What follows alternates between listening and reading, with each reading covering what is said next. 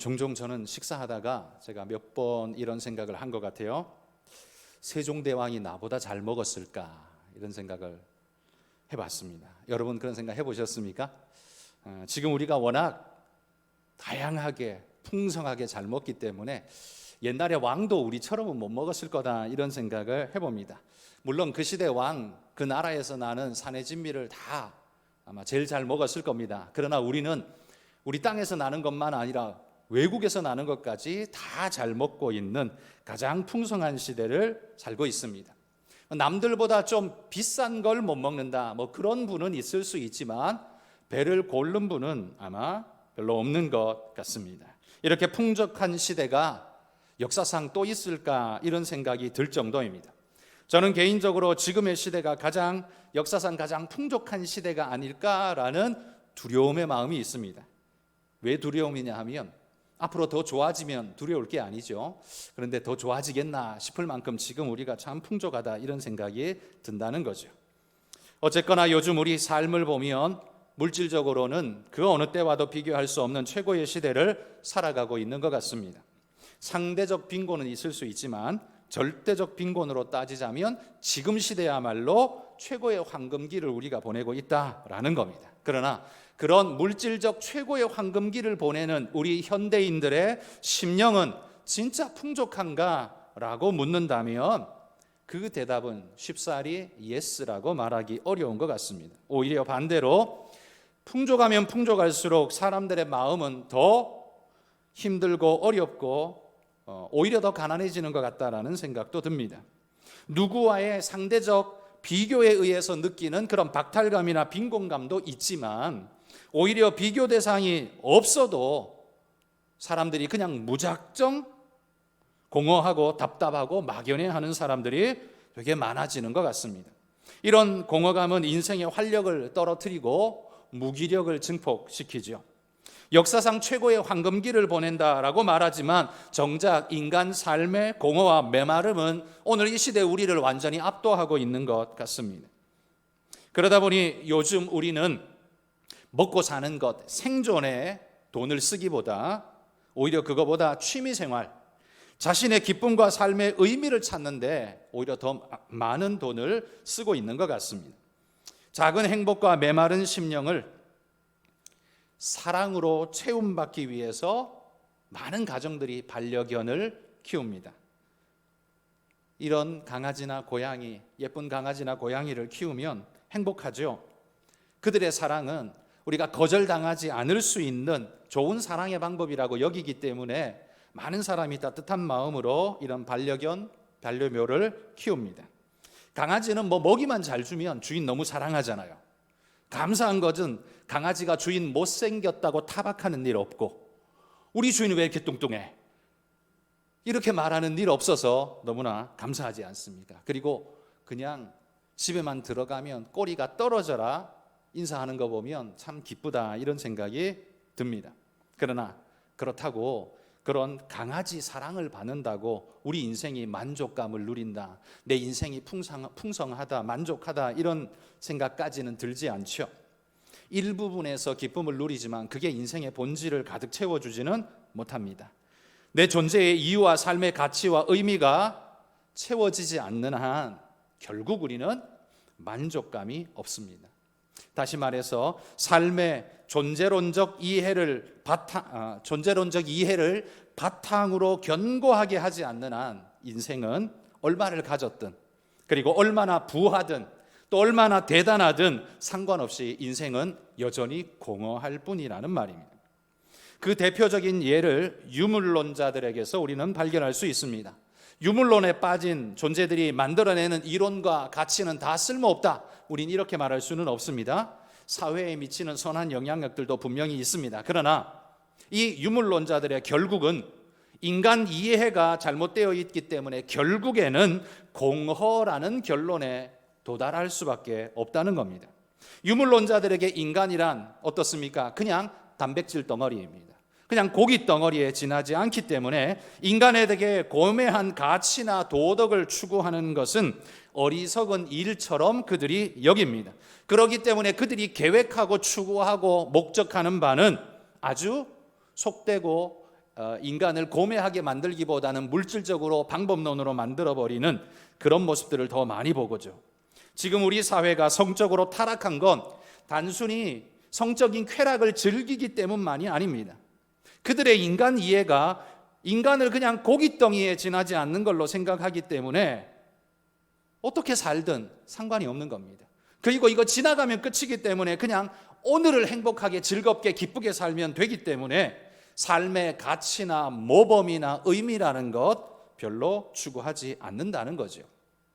그러나 성경은 어떻습니까? 성경은 인간을 어떻게 말해주고 있습니까? 하나님께서 창조한 인간인데 그건 그냥 흙덩이를 이겨서 만든 인간 정도가 아닙니다. 거기에 어디에서도 조달할 수 없는 유일한 영적이고도 하늘에 속한 영혼을 인간에게 심어주셨습니다.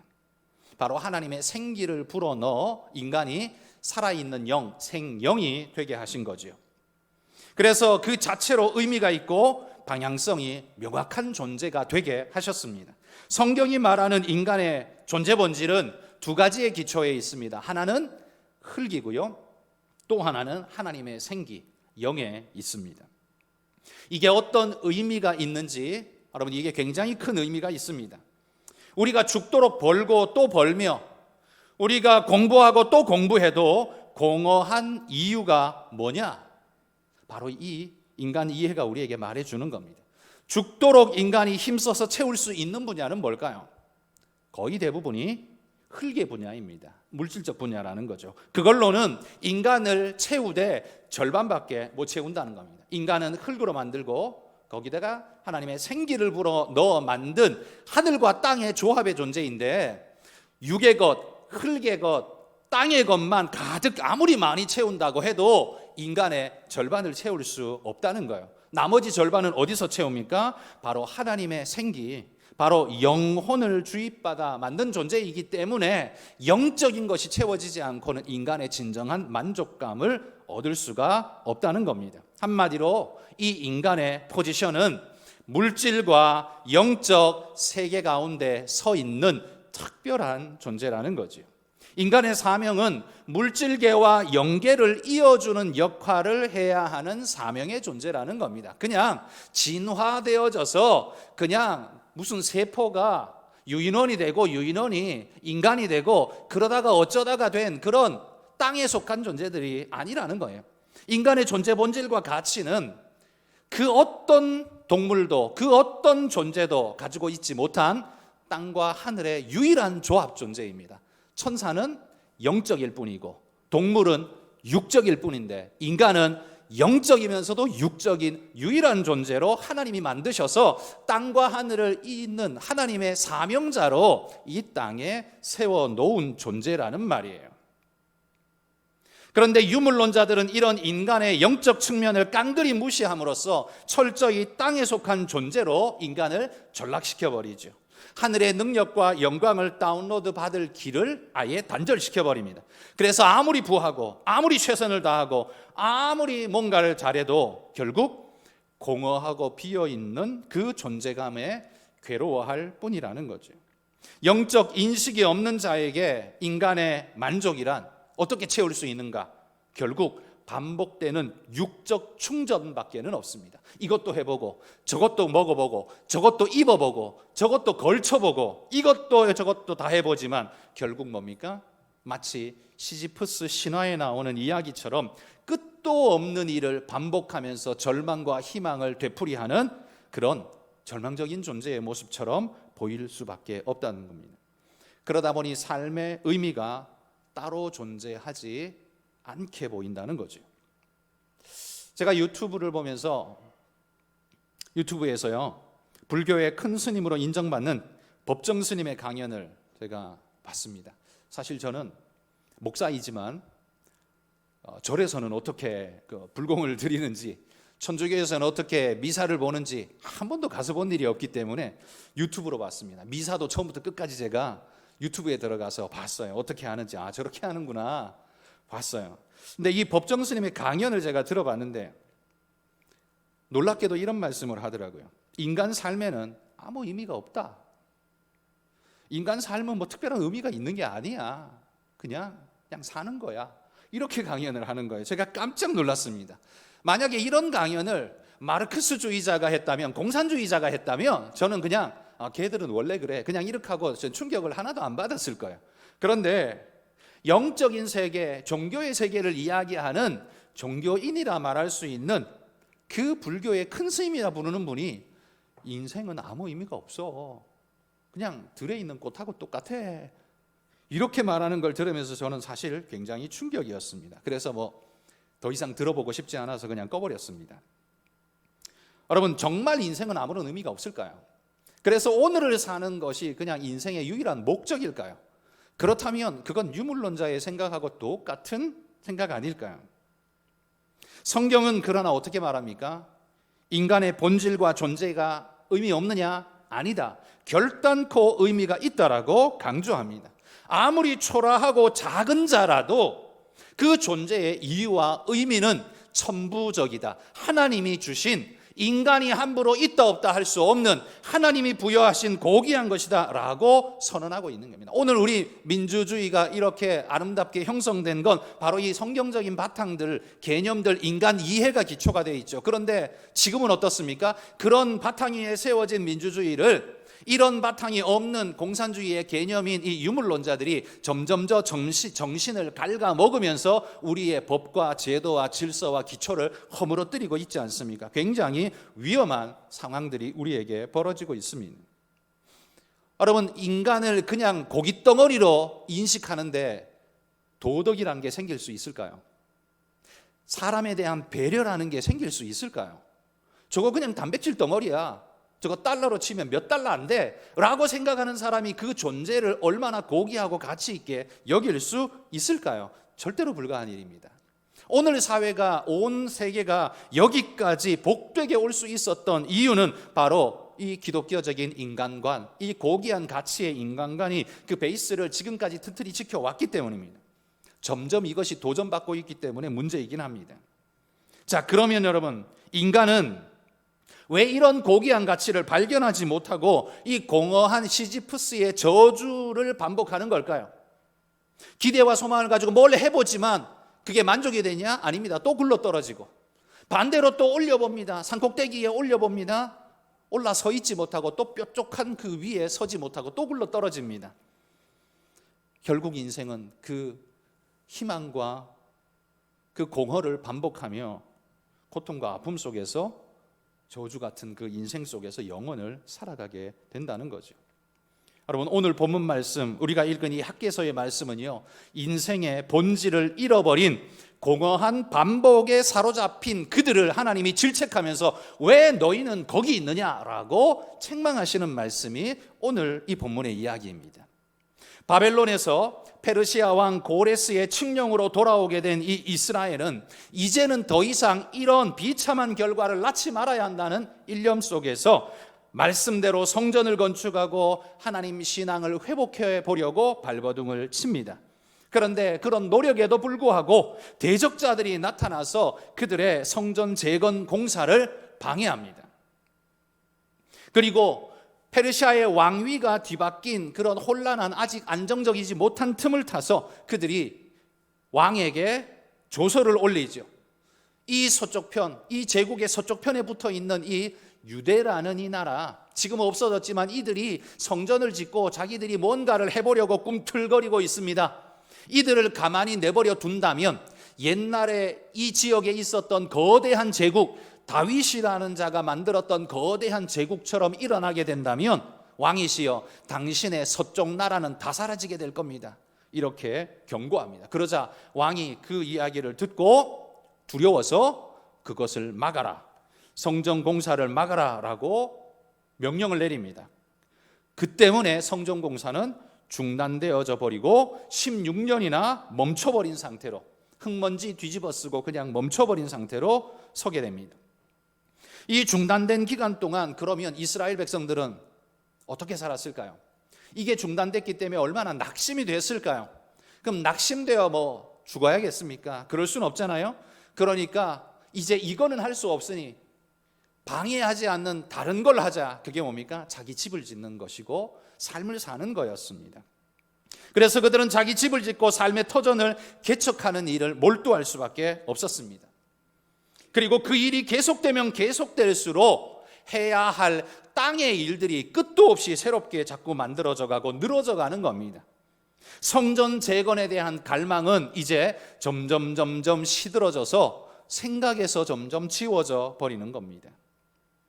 하늘의 일은 지워지고 땅의 일만 남아있는 이스라엘의 백성들이 되어버린 거죠. 그렇게 한참을 보내면서 이스라엘 사람들은 땅을 파고 삶을 개척하는 성실한 땅의 사람으로 전락해 버리고 말았습니다. 그러나 하나님께서 그들을 예루살렘으로 불러오신 목적이 뭡니까? 그걸 그들은 까맣게 잊어버렸습니다. 그때 하나님은 학개와 스가랴 선지자를 보내어서 성전 재건을 지금 촉구하고 있는 것이 학개서 말씀입니다. 이 말씀은 단순히 건물 성전을 지어라라는 촉구가 아닙니다. 그들에게 주신 사명에서부터 멀리 떨어져 버린, 굴러 떨어져 버린 그들의 모습, 하늘 사명을 가진 자임에도 불구하고 그들이 땅의 사람으로 전락해 버린 그들을 깨워서 너희의 사명은 하늘과 땅을 이어가는, 하나님의 영광의 역사를 이어가는 존재들이야. 그 사명을 깨워내기 위해서 하나님이 학개를 통해서 이 말씀을 지금 하고 있다는 겁니다. 그래서 학개서 1장에는요 2번이나 동일한 지적을 엄하게 하고 있습니다. 5절에 보시면 5절 끝에 이렇게 말해요. 너희는 너희의 행위를 살필지니라. 그리고 7절 끝에도 너희는 자기의 행위를 살필지니라. 엄하게 2번을 겹쳐서 말하고 있습니다. 그들의 행위는 도대체 뭐가 잘못됐을까요? 앞에 말한 5절의 명령은요, 우리가 지난주에 살펴본 거죠. 그들의 삶의 우선순위를 망각하고 잘못된 것에 집착한 그들의 삶을, 그들의 잘못된 우선순위를 하나님이 지적하시는 겁니다. 그리고 7절의 명령은 우선순위만 잘못된 게 아니라 너희가 방법론 역시 잘못되었다라고 하나님이 지적하시는 겁니다. 자, 오늘 말씀은 바로 이 두 가지를 함께 나누려고 하는 겁니다. 자, 그럼 첫 번째, 그들의 우선순위는 어떻게 잘못되었습니까? 그들이 예루살렘에 오게 된 본래적 사명, 그건 하나님의 성전을 건설하고 말씀이 중심이 된 세계를 건설하여서 다윗이 이루었던 나라처럼 하나님이 영광을 받으시고 하나님 말씀이 다스리는 나라가 되게 하는 것, 그게 바로 하나님의 꿈이었습니다. 그리고 그들의 사명이었습니다. 그런데 지금 그렇게 돌아온 이스라엘 백성들은 어떻게 하고 있습니까? 자신들의 집을 짓되 4절에 보십시오. 판벽한 집을 짓는데 몰두하고 있습니다. 판벽한 집, 이게 무슨 말이겠습니까? 판으로 벽을 하고 지붕을 세워서 그럴듯한 인테리어를 가지고 있는 완성된 집을 말하는 겁니다. 그 당시 집이 어떻게 짓겠습니까? 그냥 진흙을 이겨서 흙으로 토담집을 짓지 않겠습니까? 그게 보통이었을 겁니다. 그런데 거기에 판을 들이댄 집, 이건 고급집인 거죠. 인테리어가 잘 된 집이라는 말입니다. 근데 왜 이 단어를 쓰는가 하면 이 판벽한 집과 상대되는 반대의 단어가 있습니다. 그건 뭐냐 하면 짓다가 버려진 하나님의 성전, 황폐함에 모래 뒤덮인 하나님의 성전과 그들의 판벽한 집을 대조를 시키면서 하나님께 이게 옳으냐라고 하나님께서 지금 말씀하고 있는 거라는 말이에요. 자, 이렇게 말하면 우리 마음에는 약간 불경스럽지만 이런 마음이 듭니다. 아니 뭐 그럼 집도 못 짓나? 아니 성전 안 지으면 그 집도 못 짓나? 이런 마음이 우리 마음에 들죠. 맞습니다. 집을 짓지 말라는 것 아니고 집 지은 게 잘못이라는 말은 아닙니다. 이게 무슨 의미인가 하면 성령의 사람으로 살아야 하는 그들이 외부적인 환경 조건에 떠밀려 가지고 어쩔 수 없다라는 말에 그냥 함몰되어져서 자신들의 본래적 사명을 추구하는 것을 잃어버리고 그냥 육에 기초한 삶, 거기에 함몰되어져 버려서 본래적 사명을 망각한 채로 땅의 사람으로 살고 있는 그들의 현 주소를 하나님이 지적하고 있는 것이라는 말이에요. 제가 앞에서 설명한 것처럼 인간이란 하나님이 흙으로 빚어서 땅의 요소가 필요한 존재이기도 하지만 하나님의 생기를 불어넣어 하늘 요소가 꼭 필요한 존재로 만드셨습니다. 이건 존재 본질이에요. 근데 이 존재 본질에서 사명이 나옵니다. 어떤 사명? 땅을 일구고 다스려야 하는 땅의 사명, 그리고 하나님의 말씀을 땅에 심는 하늘의 사명, 이 두 가지가 함께 인간에게 주어진 거예요. 그러니까 인간은 하늘과 땅의 조합으로 만들어진 존재 본질일 뿐만 아니라 그 존재 본질에서 그 존재 사명이 나오는 거예요. 그 일을 해야 된다는 거예요. 그런데 지금 이스라엘 백성은 뭐 하고 있습니까? 오로지 땅만 파고 있다는 거예요. 한마디로 말해서 하늘은 기대하지도 않고 쳐다보지도 않고 늘 땅만 파고 있다는 말입니다. 하나님을 알고 믿는다는 자의 삶이 그와 같다면 여러분, 이건 어떤 의미이겠습니까? 하늘의 의미를 알고 있다는 그리스도인들이 세상에 나가서 사는 게 사는 데만 골몰하면서 땅의 방식으로만 살고 있다면 여러분, 그건 하나님을 모독하는 일이 되는 것입니다. 왜요? 그걸 아예 인정하지도 않고 믿지도 않는 불신자에겐 하나님이 그걸 요구하지도 않으실 겁니다. 존재 본질을 아예 망각한 존재들이니까. 그러나 말씀을 읽고 듣고 안다는 우리가 알면 그걸 가지고 인간은 원래 이런 존재입니다. 인간의 고귀한 사명은 여기 있습니다. 바로 그걸 삶으로 보여줘야 되는데 그게 아니라 말씀은 잘 듣고 세상에 가서는 어떻게 살아요? 유물론자처럼 살아요. 그게 바로 하나님을 모독하는 일이라는 말입니다. 뭐 꼭 사기를 치고 살인을 하고 그래야 하나님을 모독하는 게 되는 게 아니라요, 교회에 와서는 신앙인 유실론자처럼 사는데 세상에 나가면 똑같이 유물론자처럼 살고 똑같은 그런 목적과 방법으로 방향으로 살고 있다면 그게 바로 하나님을 욕되게 하는 일이 된다는 겁니다. 왜요? 왜냐하면 세상 사람들이 우리를 보고 믿어도 별거 없네, 아무것도 없나 보네, 하나님은 존재하지 않는 게 분명해, 결국 결론은 그래 가게 돼 있거든요. 인간은 막 믿는다, 뭐 해봐야 다 필요 없어, 돈이 최고야, 결국 그런 결론에 가게 되잖아요. 그걸 누가 조장하고 있어요? 그리스도인들이 조장한다는 거죠. 그게 바로 하나님을 모독하는 일이 된다는 말입니다. 우리는 그러면 육신적인 일을 하지 말아야 하느냐? 아니죠. 합니다. 하는데 우리는 그것에만 골몰해서는 안 된다는 거예요. 그리고 그 육신을 가진 우리의 육체가 어디를 향해야 하는가? 그건 바로 하늘을 향해야 하는 사명이 있다는 걸 늘 보여줘야 한다는 거죠. 그게 우리 존재의 이유이고 사명이라는 말입니다. 하나님을 잃어버리고 인간 본질을 망각한 존재들에게 인간이 어떻게 살아야 하는지, 우리가 누구인지를 보여줘야 하는 존재임에도 불구하고 그 사명을 깡그리 잃어버리고 땅만 파면서 집을 지으면서 판벽한 집을 지으면서 하나님의 성전을 외면하고 내던져버리고 기억도 하지 않는 그들의 모습처럼 우리가 오늘을 살고 있다면 바로 이 5절과 7절의 하나님의 엄중한 명령은 우리를 향하는 것이라는 말이지요. 우리는 그렇게 받아야 한다라는 말입니다. 여러분, 우리도 우리의 본질과 사명을 잃으면 땅의 사람들처럼 살아가게 됩니다. 최선을 다해 살아가는 모습이 아름답기는 하지만 어디로 무엇을 향해 살아야 하는가를 잃어버리게 된다면 결국에요, 뭐예요?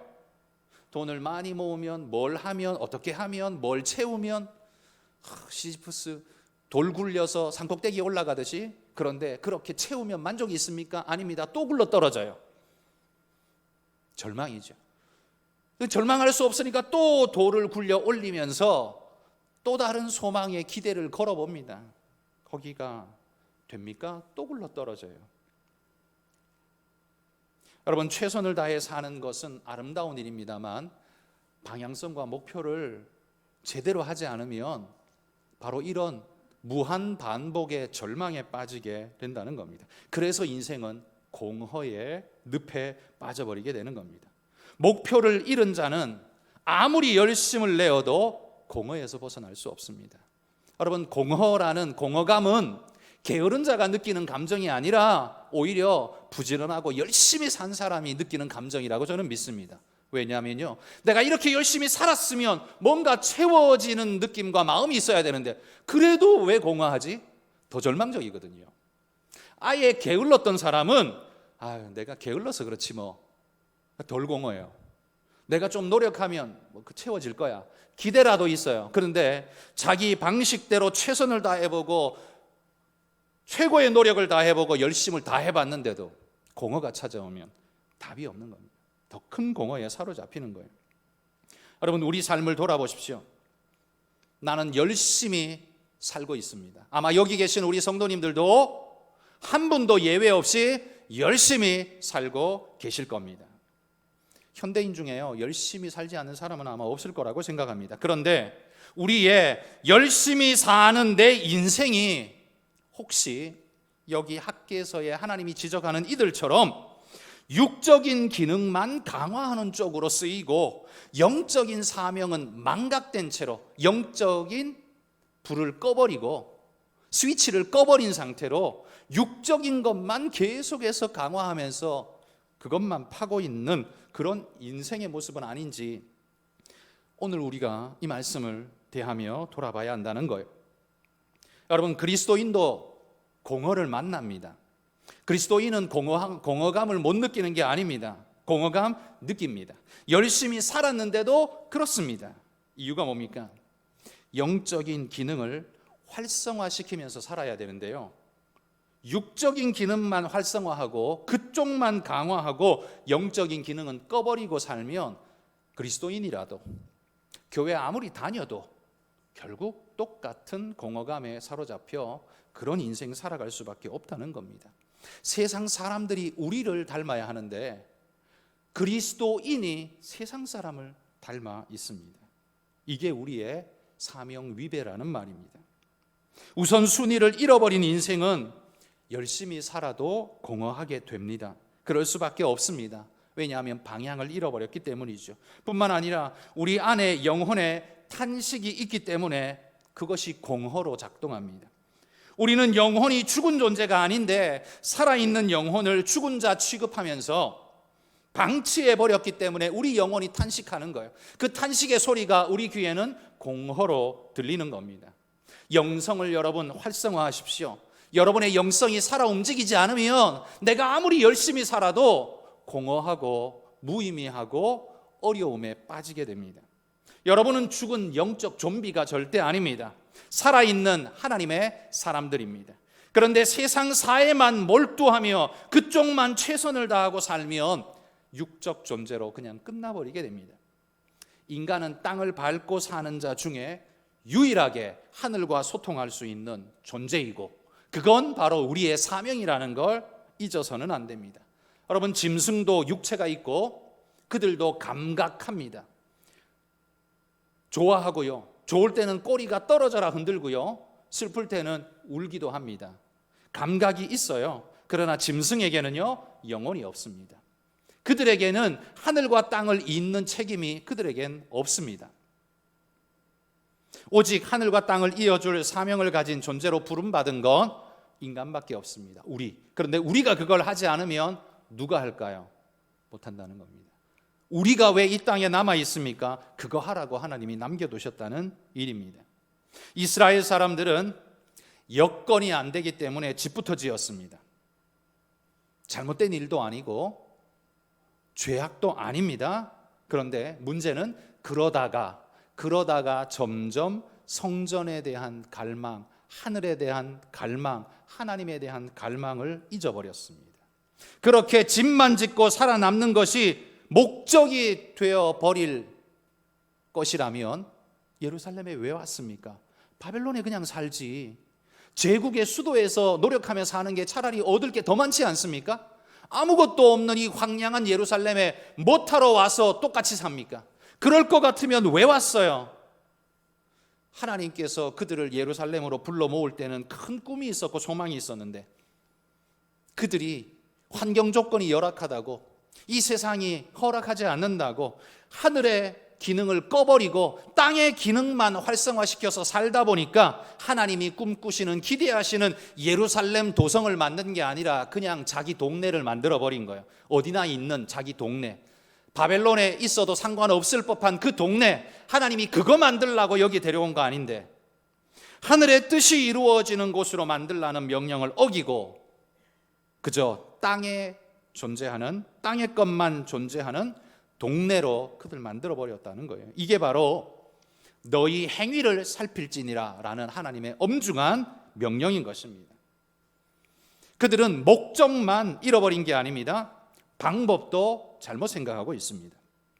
성전 짓고자 할 때 그들은 뭘 기준으로 생각하겠습니까? 당연히 솔로몬 성전을 기준으로 삼을 겁니다.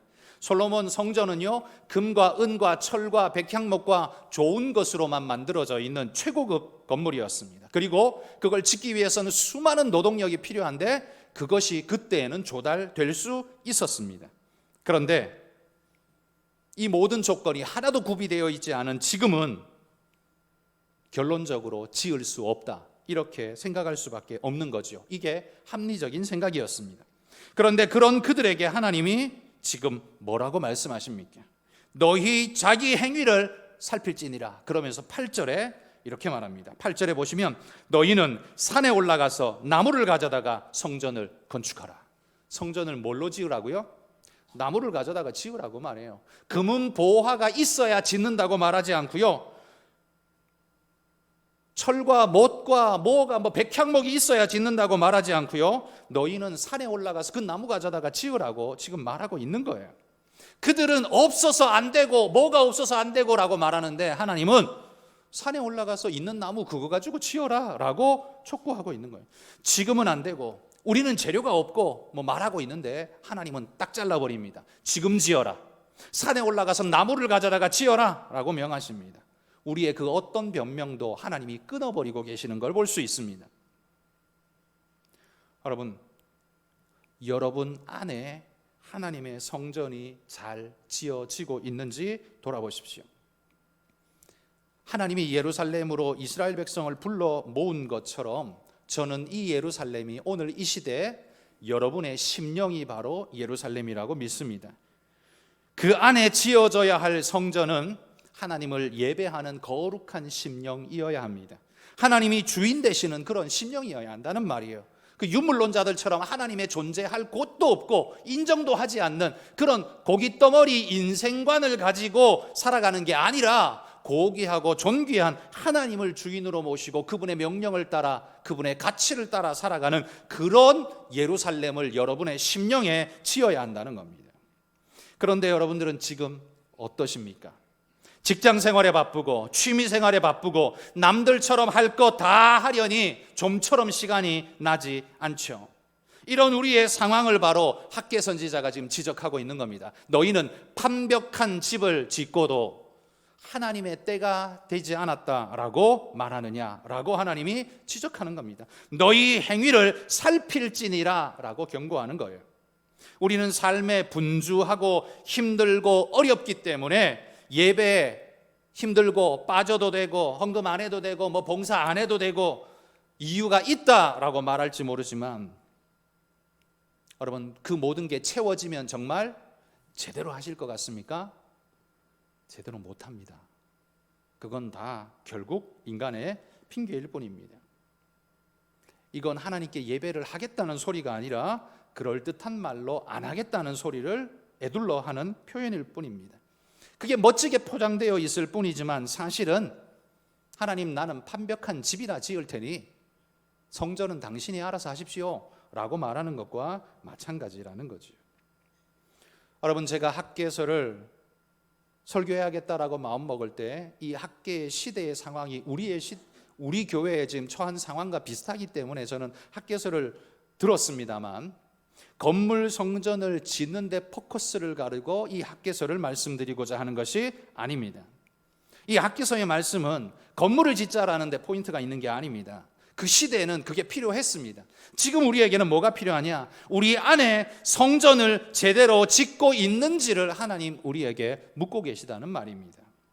하늘 명령을 받아든 하늘 전령이면서 땅의 일에 푹 파묻혀 살면서 하늘 사명을 잊어버린 그런 우리로 살고 있지 않은가를 하나님 지금 깨워내고 계신다는 말입니다.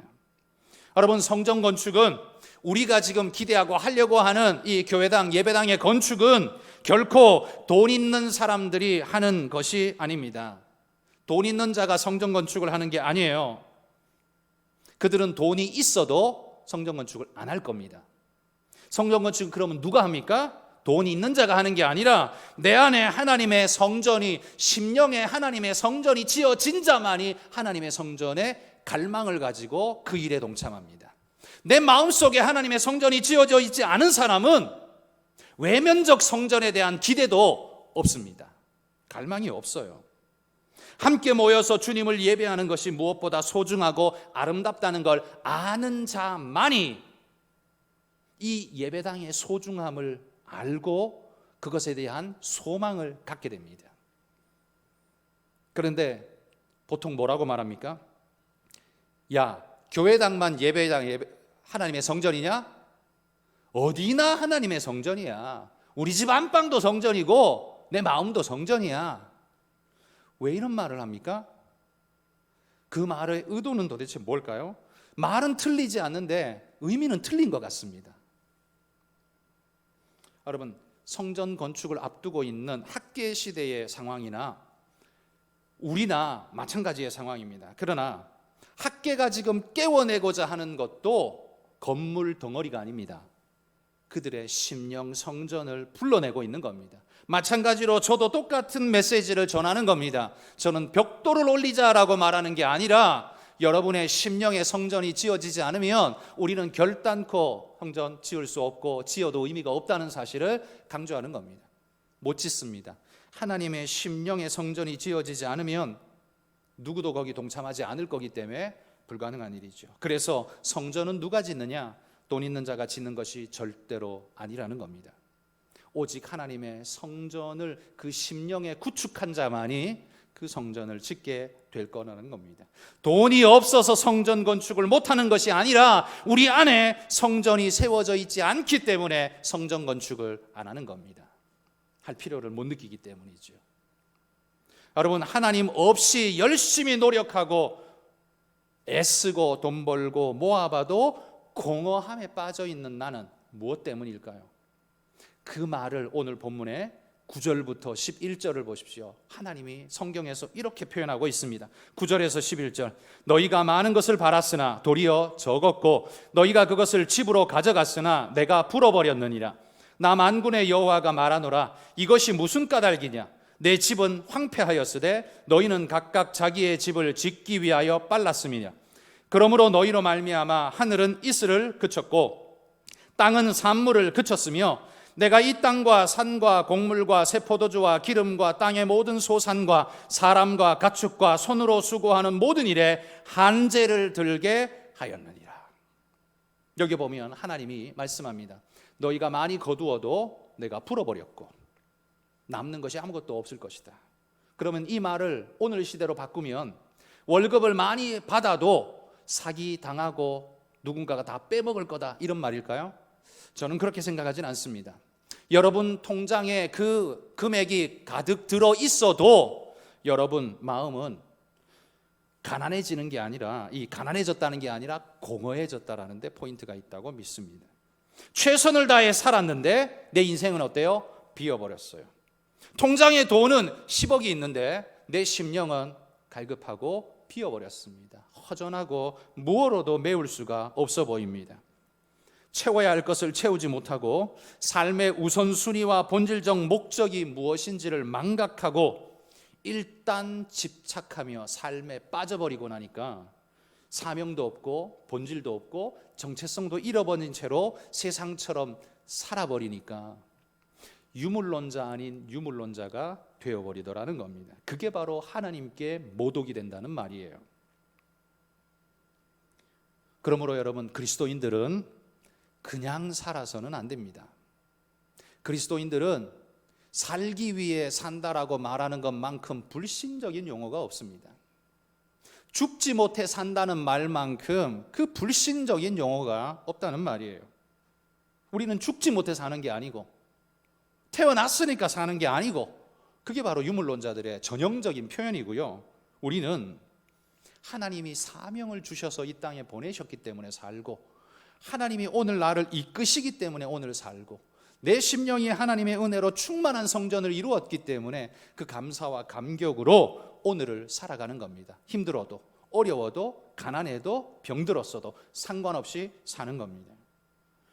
여러분, 우리는 환경을 탓하고 환경을 이야기하면서 그 환경을 바꿔달라고 말하지만 하나님은 우리의 심령을 바꾸기를 원하십니다. 여러분, 심령이 바뀌면 환경 안 바뀌어도 다 바뀐 게 된 줄 믿습니다.